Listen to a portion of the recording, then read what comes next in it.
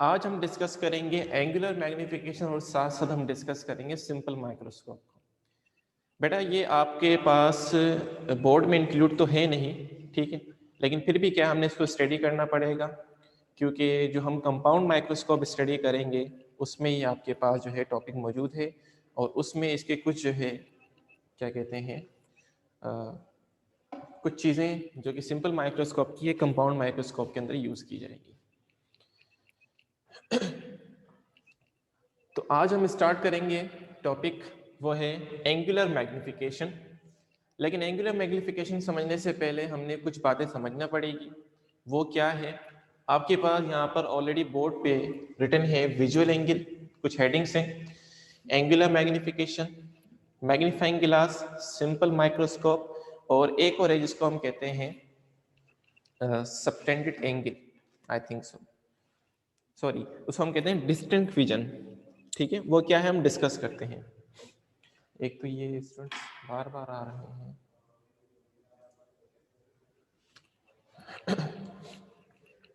ठीक है बेटा, तो आप सबको ये सारी चीजें विजिबल होगी। सबसे पहले आपके पास जो है जो पहली हेडिंग है वो है विजुअल एंगल की। What is this? The angle subtended bye an object at the I is called visual angle. वो एंगल के जो हमारी आई किसी ऑब्जेक्ट को देख रही है, उसकी इमेज बन रही है आई पर, तो उसे हम नाम देते हैं, और उस वक्त जो एंगल बना रहा होगा उसे हम नाम देंगे विजुअल एंगल। ये विजुअल एंगल जो है वो डिपेंड करता है ऑब्जेक्ट की पोजीशन के ऊपर। फॉर सपोज यहां पर हम बना लेते हैं, सपोज करें यहां पर आपकी आई है, अगर एक ऑब्जेक्ट को आई से हम कुछ रेज निकालते हैं, एक ऑब्जेक्ट जो कि यहां प्लेस है तो एंगल कुछ ना कुछ बनेगा विच इज थीटा, ठीक है। और अगर आप जो है वही ऑब्जेक्ट थोड़ा आई से आपसे दूर है तो उस वक्त जो एंगल बनाएगा वो कुछ और बनाएगा which is known as theta. तो ये आपके पास जो है विजुअल एंगल्स कहलाते हैं, जो कि डिपेंड करता है ऑब्जेक्ट की पोजीशन कहाँ पर है, उस पोजीशन की बुनियाद के ऊपर उसका विजुअल एंगल जो है वो इंक्रीज और डिक्रीज होता है। अब सवाल ये पैदा होता है कि कितने विजुअल एंगल के ऊपर जो है, या आप यूं कह लें कितने डिस्टेंस के ऊपर जो है आपको कोई भी ऑब्जेक्ट जो है वो नजर आता है, जिसे हम कहते हैं डिस्टिंक्ट विजन। डिस्टिंक्ट विजन क्या है, इसकी छोटी सी डेफिनेशन यहां लिख देते हैं साइड में।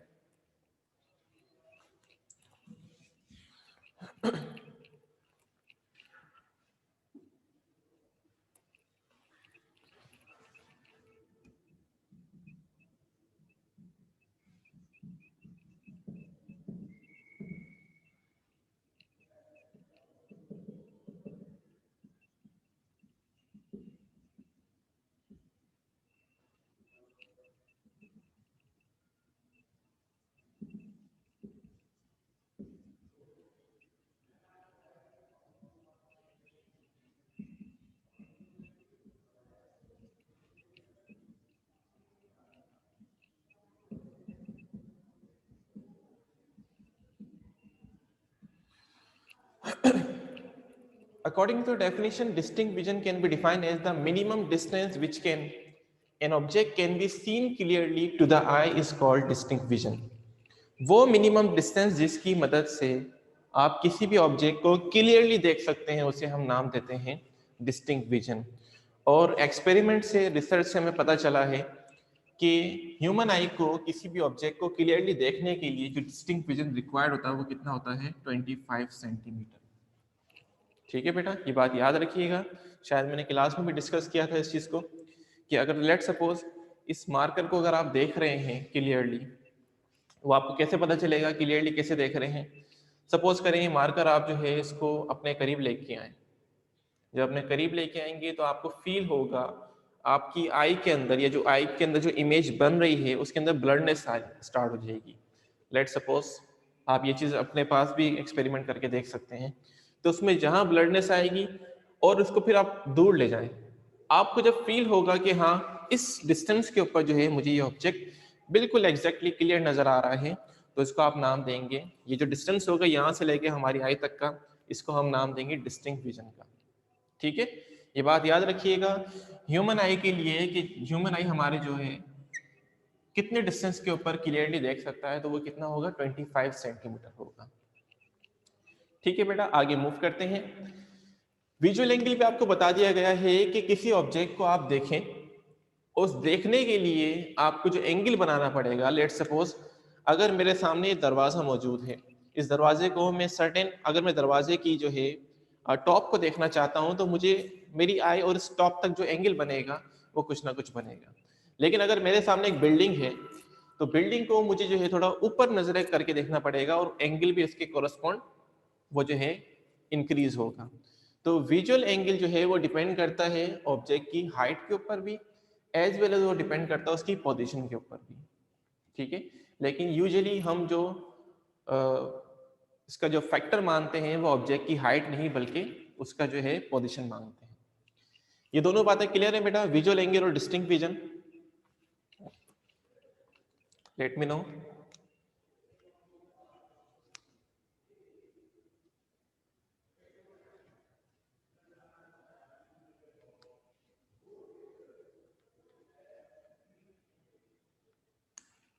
प्लीज बेटा बताइएगा, क्लियर है आपको ये सारी बातें?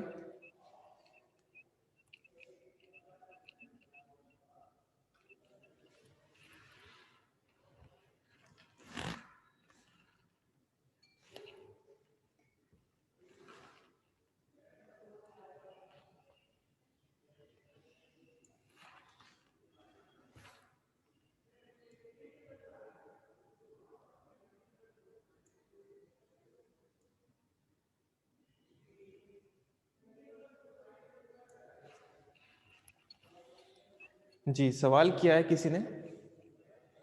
सवाल क्या है?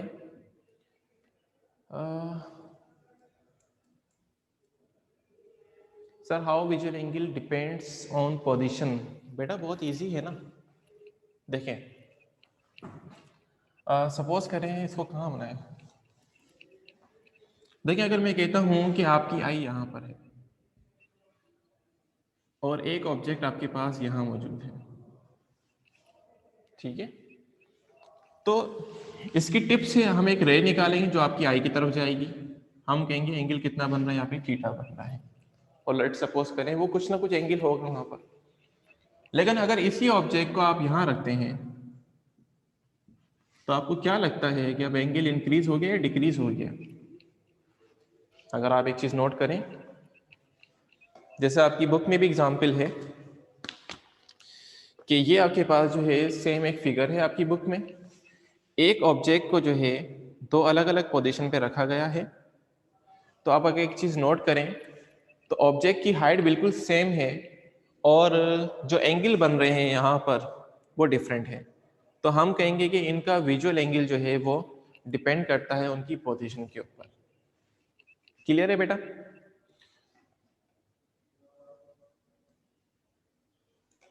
ओके, आगे मूव करते हैं। अच्छा, रिसेंटली हमने लास्ट लेक्चर में ये स्टडी किया था कि व्हाट इज लीनियर मैग्निफिकेशन, और लीनियर मैग्निफिकेशन को हमने इस तरह डिफाइन किया था कि distance between the ratio between the image distance and the object distance which is known as linear magnification. इसी को हमने HI/HO भी लिखा था, और इसी को हमने क्या कहा था, आई थिंक मेरे ख्याल में साइज ऑफ इमेज या साइज ऑफ ऑब्जेक्ट। ठीक है, अब यहां पर हम जो बात कर रहे हैं एंगुलर मैग्निफिकेशन की, एंगुलर मैग्निफिकेशन ये भी एक रेशो है और इसका कोई यूनिट नहीं है। अच्छा, एक और क्वेश्चन है कि सर रे स्ट्रेट इंटर भी तो कर सकते हैं या एंगल इंपॉर्टेंस है? एंगल बेटा इंपॉर्टेंट है ना आपके पास। अभी यहाँ पर हम जो है लीनियर मैग्निफिकेशन की बात नहीं कर रहे, यहाँ पर हम एंगुलर मैग्निफिकेशन की बात कर रहे हैं। और एंगुलर मैग्निफिकेशन में आपके पास डेफिनेटली एंगल का जो है बड़ा ही एक फैक्टर है। वो डिपेंड करता है कि आप किसी ऑब्जेक्ट को, सपोज करें हम जब इस पे आएंगे ना सिंपल माइक्रोस्कोप में, तो आपके सारे जितने भी सवालात हैं वो सब क्लियर हो जाएंगे। थोड़ा सा होल्ड करें। तो एंगुलर मैग्निफिकेशन क्या है? It is a ratio of the angle subtended by the image. याद रहे, मैं इसको अंडरलाइन कर रहा हूं, ये एक रेशियो है जो एंगल बना रहा है किसकी मदद से? इमेज की मदद से, टू द रेशियो किसकी बात कर रहे हैं? To the angle subtended by the object at eye. अब एंगुलर मैग्निफिकेशन को बिल्कुल सेम फॉर्मूला वही है कि हम यहां पर बात करते हैं, जिस तरह हम लीनियर मैग्निफिकेशन की बात करते हैं Q और P, तो एंगुलर मैग्निफिकेशन में हम बात करते हैं बीटा ओवर अल्फा। अब आप बोलेंगे सर बीटा क्या है? बीटा यहां पर इस तरह डिफाइन करते हैं, angle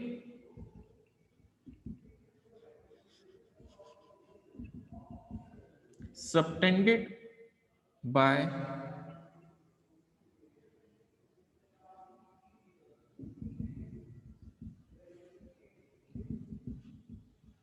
using an instrument. According to the definition, शायद आपको नजर आ रहा होगा, angle subtended by the image using an instrument. जब किसी इंस्ट्रूमेंट की मदद से आप किसी भी ऑब्जेक्ट की इमेज को बनाकर उसको देखेंगे तो आपके पास जो एंगल बनेगा उसे हम नाम देंगे बीटा। सही है। और जो अल्फा है वो सिंपली क्या है? Angle subtended bye an object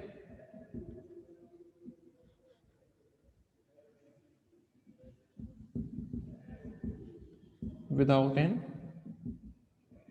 instrument. ठीक है।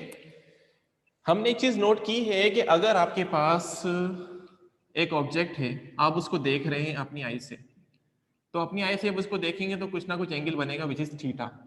लेकिन अगर आप इसी ऑब्जेक्ट को जो है किसकी मदद से देखें, एक लेंस की मदद से देखेंगे, तो इसी ऑब्जेक्ट की इमेज आपको थोड़ी लार्ज मिलेगी और उसके कॉरस्पॉन्ड एंगल भी जो है वो क्या हो चुका होगा? चेंज हो चुका होगा। तो जो एंगल किसी इंस्ट्रूमेंट, यहां इंस्ट्रूमेंट से मुराद कौन है? लेंस से। ठीक है। वो एंगल जो किसी इंस्ट्रूमेंट की मदद से किसी इमेज का बन रहा है उसको हम बीटा का नाम देते हैं, और वो एंगल जो विदाउट इंस्ट्रूमेंट आप देख रहे हैं किसी ऑब्जेक्ट को, उसे हम अल्फा का नाम देंगे। और इन दोनों के रेशियो को हम नाम देते हैं एंगुलर मैग्निफिकेशन। के the angle which is subtended bye an image by using an instrument which is known as a lens, maybe a convex or concave lens, और इसको हम अल्फा को क्या कहते हैं? The angle which is subtended bye an object without an instrument. किसी instrument के बगैर आप किसी भी ऑब्जेक्ट को देखेंगे तो वो उस वक्त जो एंगल बनाएगा उसे हम क्या नाम देते हैं? अल्फा का नाम देते हैं। अब आप यहाँ देख सकते हैं, अपनी आई से आप किसी ऑब्जेक्ट को यहाँ देख रहे हैं, तो यहाँ पर जो आपके पास एंगल बनेगा उसे हम नाम देंगे अल्फा का। लेकिन अपनी आई से जब आप किसी ऑब्जेक्ट की इमेज को देखें किसी इंस्ट्रूमेंट की मदद से, तो यहाँ जो एंगल बनेगा उसे हम नाम देंगे बीटा। और इन दोनों के रेशो को हम क्या नाम देंगे? एंगुलर मैग्निफिकेशन का नाम देंगे। बहुत इजी है, बहुत स्ट्रेट फॉरवर्ड है, कंफ्यूज होने की जरूरत नहीं है। ठीक है, आगे मूव करते हैं। मैग्नीफाइंग ग्लास या सिंपल माइक्रोस्कोप बहुत इजी है, समझ लेते हैं इसकी definition. It is a single convex lens which is used to enlarge the image of an object if the object is placed within the focal length. It is also called a simple microscope.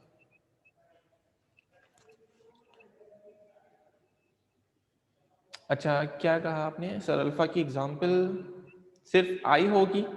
हाँ बिल्कुल बेटा, हम आई की ही बात करेंगे, क्योंकि आई की हम बात करेंगे सिंपली। देखें, एक आपके पास ऑब्जेक्ट है, उसको आप देख रहे हैं विदाउट इंस्ट्रूमेंट, जैसे कि मैग्नीफाइंग ग्लास होता है। आप उसको देख रहे हैं किसी ऑब्जेक्ट को, तो उस ऑब्जेक्ट की इमेज आपको मिलेगी मैग्नीफाइंग ग्लास की मदद से, वो थोड़ी इनलार्ज होगी और उसमें जो एंगल बनेगा वो बनेगा बीटा। लेकिन अगर आप उसी ऑब्जेक्ट को देखें तो आपको थोड़ा उसको, कोई ऑब्जेक्ट है जो कि बहुत ही टाइनी है, उसको आपने करीब लाना पड़ेगा, आपके पास कोई ऑब्जेक्ट इंस्ट्रूमेंट नहीं है, तो उस वक्त जो एंगल बनेगा आपकी आई के साथ वो बनेगा अल्फा। चाहे आप इंस्ट्रूमेंट यूज करें या ना यूज करें, एंगल तो फिर भी बनेगा ना। ठीक है, तो जब इंस्ट्रूमेंट के साथ एंगल बनेगा उसे हम बीटा, और इंस्ट्रूमेंट के बगैर बनेगा तो उसको हम अल्फा का नाम देंगे। तो सिंपल आपको माइक्रोस्कोप की जो है डेफिनेशन बता दी गई है, उसकी स्टेटमेंट तो खैर नहीं, सिंपल उसके बारे में कि मैग्नीफाइंग ग्लास या सिंपल माइक्रोस्कोप क्या होता है। एक कॉन्वेक्स लेंस हम लेंगे और एक ऑब्जेक्ट लेंगे, लेकिन ऑब्जेक्ट को आपने रखना है, ये कंडीशन है। क्या कंडीशन है? ऑब्जेक्ट को आपने रखना है उसकी with in the focal length, तो आपके पास जो है वो सिंपल माइक्रोस्कोप या मैग्नीफाइंग ग्लास बनेगी। अब इसकी थोड़ी डायग्राम को स्टडी कर लेते हैं।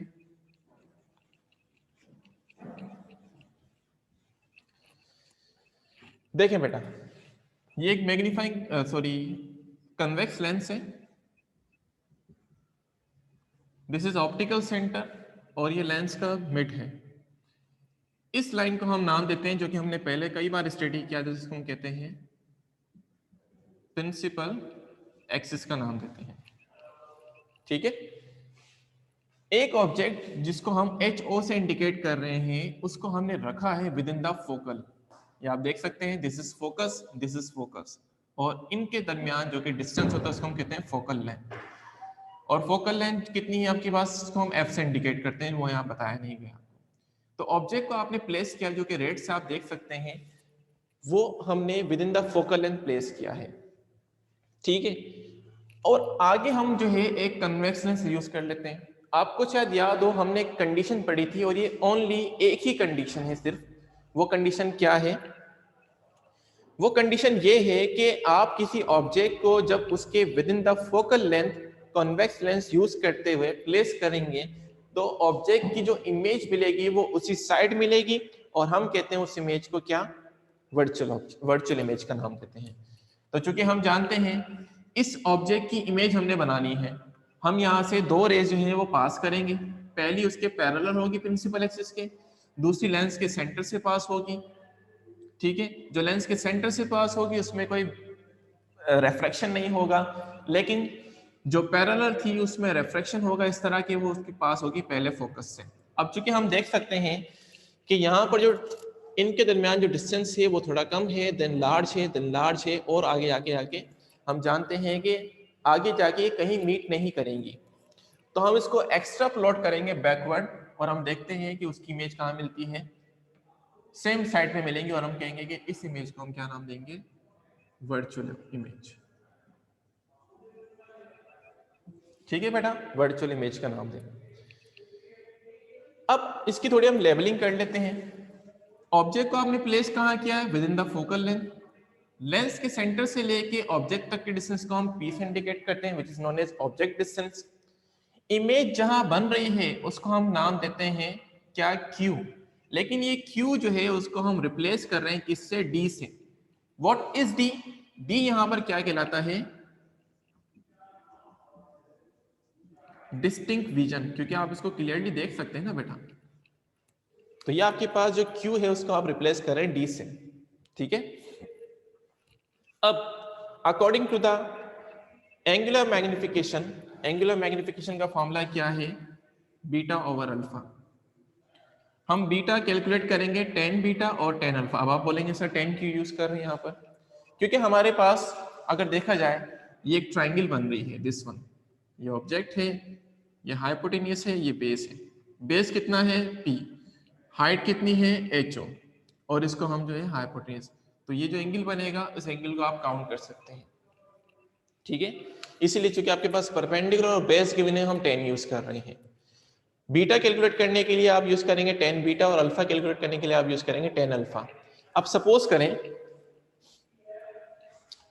करें कि मैं इसको यहां बना देता हूं, ये रब कर देते हैं बेटा। ठीक है, कोई चीज नोट तो नहीं करनी है आपने यहां पर।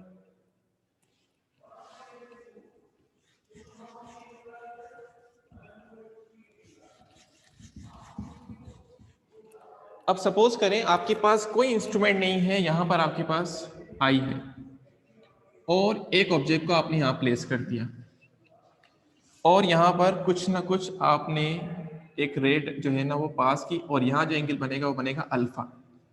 What is this? आपने ऑब्जेक्ट को प्लेस किया है कहीं ना कहीं किसी ना किसी डिस्टेंस पे, और जो आप उसको देख सकते हैं क्लियरली वो ये क्या कहलाएगा आपका, ये डिस्टिंक्ट विजन कहलाएगा। ठीक है, और ये क्या कहलाएगी, उसकी हाइट कहलाएगी, जिसको हम HO का नाम देंगे। तो अब देखा जाए तो आपको बेस गिवन है और परपेंडिकुलर गिवन है, तो आपने एंगल फाइंड करना है, तो हम क्या यूज करेंगे यहाँ पे, tan alpha, which is denoted by perpendicular over base. ठीक है, तो सिमिलरली हमने क्या किया है यहाँ पर, एक इंस्ट्रूमेंट को यूज करते हुए एंगल फाइंड कर रहे हैं बीटा, और विदाउट इंस्ट्रूमेंट को यूज करते हुए एंगल फाइंड कर रहे हैं अल्फा। इन दोनों के लिए हम जो ट्रिग्नोमेट्रिक आइडेंटिटी यूज करेंगे वो यूज करेंगे tan। ठीक है, अब tan बीटा tan अल्फा, चूंकि बीटा और अल्फा निकालना है तो tan के लिए हम HO ओवर P, जो कि हम जानते हैं ये आपके पास HO ओवर P है, और यहां पर आपके पास HO ओवर D जो कि विदाउट इंस्ट्रूमेंट है। अब हम क्या करते हैं, इनको जब सिंप्लीफाई करेंगे तो ये HO से HO कैंसिल हो जाएगा, रिमेनिंग आपके पास जो इक्वेशन बचेगी वो बचेगी D ओवर P, इसको हम इक्वेशन 1 का नाम देते हैं। अब आपने और कुछ नहीं करना, सिंपल लेंस फॉर्मूला जिसको हम लेंस इक्वेशन का नाम देते हैं वो यूज करना है। वो क्या कहता है हमें, 1 over F is equal to 1 over P plus 1 over Q. अब बेटा चूंकि हम बिल्कुल लास्ट में स्टडी कर रहे हैं इस चैप्टर के, आपको प्रीवियस जितनी भी बातें हमने स्टडी की हैं वो सारी बातें याद होनी चाहिए। लेंस फॉर्मूला यूज कर रहे हैं, आप जानते हैं इमेज जो मिल रही है वो क्या मिलेगी, वर्चुअल मिलेगी, और वर्चुअल इमेज के लिए हम जो साइन कन्वेंशन यूज करते हैं वो क्या यूज करते हैं, चलिए बताएं बेटा, टाइम नहीं है। नेगेटिव यूज करते हैं, गुड, हम इसके लिए नेगेटिव यूज करेंगे साइन कन्वेंशन। तो आप देखें 1 ओवर एफ सेम रहेगा, और यहां पर 1 ओवर पी सेम है, लेकिन इमेज को हमने किससे इंडिकेट किया है, नेगेटिव साइन से। ठीक है, नेगेटिव साइन से इंडिकेट किया है क्योंकि आपके पास इमेज यहां पर वर्चुअल मिल रही है। इसको रीअरेंज कर लेते हैं, कैसे करेंगे रीअरेंज, क्यू को आप यहां पर लिया है, नेगेटिव से ये पॉजिटिव हो जाएगा, और यहां पर हमने Q को रिप्लेस किया है किससे, D से, हम इस Q को रिप्लेस कर देंगे D से। यहां पर आप एलसीएम लेंगे, डिनोमिनेटर को न्यूमरेटर से, इसके डिनोमिनेटर को इस न्यूमरेटर से, और ये टुगेदर जो दोनों डिनोमिनेटर हैं आपस में मल्टीप्लाई करेंगे। सही है बेटा, एलसीएम लिया हमारे पास D plus F divide by F D, इसका रेसिप्रोकल करेंगे, 1 ओवर P जो था वो P में आ जाएगा, तो इसका रेसिप्रोकल करेंगे, एफ डी ऊपर चले जाएगा, D प्लस एफ नीचे आएगा, ये आपको क्या मिल गया, P मिल गया। अब एक चीज नोट करें, आपको मैग्निफिकेशन चाहिए एंगुलर, मैग्निफिकेशन कैलकुलेट करने के लिए डिस्टिंक्ट विजन तो आपको पता है क्या है, आपके पास 25 सेंटीमीटर होता है, लेकिन आपको ये नहीं पता कि ऑब्जेक्ट को आपने कितने डिस्टेंस पे प्लेस किया है, जिसको हम P का नाम दे रहे हैं। तो उस P को कैलकुलेट करने के लिए हम P कैलकुलेट कर चुके हैं लेंस फॉर्मूले की मदद से। ठीक है,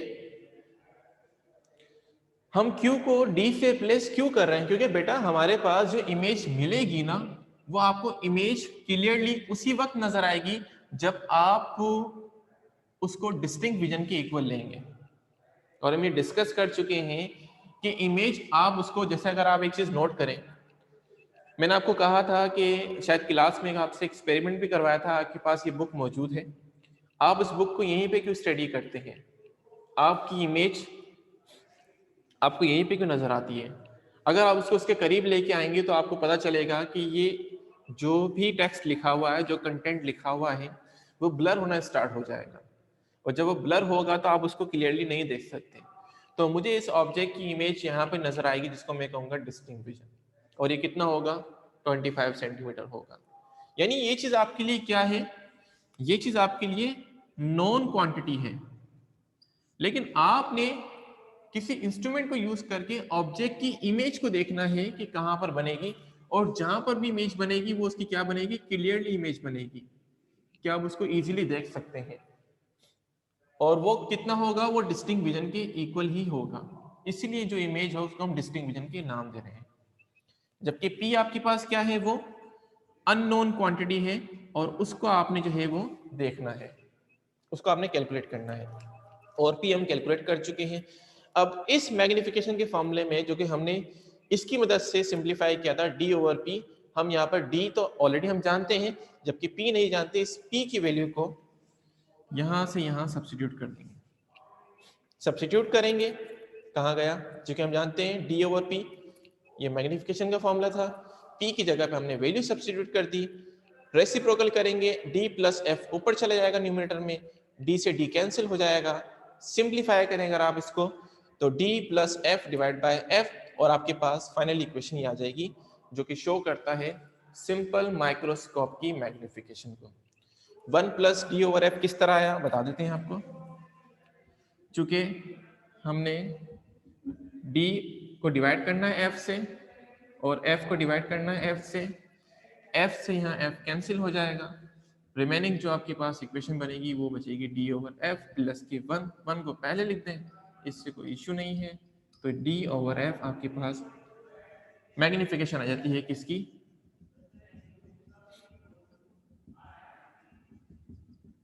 सिंपल माइक्रोस्कोप की। यही हमारा आज का टॉपिक था।